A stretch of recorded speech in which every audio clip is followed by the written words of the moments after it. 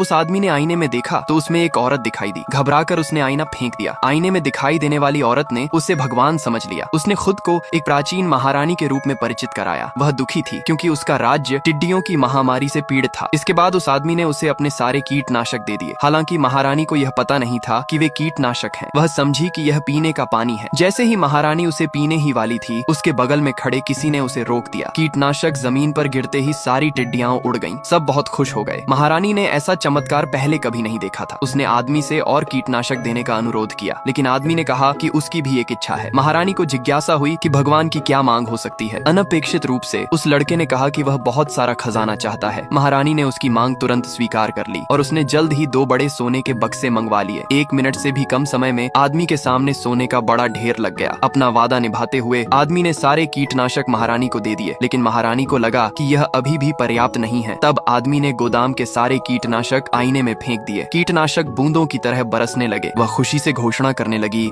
कि अब उसके देश में टिड्डियों का संकट कभी नहीं आएगा। उसी वक्त आदमी का कर्ज देने वाला वहां आ गया। उसने आदमी से कहा कि उसे अब पुराना कर्ज चुकाने की जरूरत नहीं है। आदमी हैरान रह गया और पूछा कि ऐसा क्यों? कर्ज देने वाले ने अपनी और आदमी की पत्नी की एक तस्वीर दिखाई और उसने आदमी की पत्नी की तारीफ की कि वह न सिर्फ सुंदर है बल्कि बहुत कोमल भी है। आदमी को याद आया कि उसकी पत्नी पिछली रात घर नहीं लौटी थी। वह तुरंत समझ गया कि क्या हुआ था। इस बात पर दोनों में झगड़ा हो गया। महारानी ने आईने में यह सब देख लिया। महारानी ने तुरंत आदेश दिया कि 1 लाख सैनिकों को इकट्ठा किया जाए ताकि उस आदमी के लिए न्याय किया जा सके।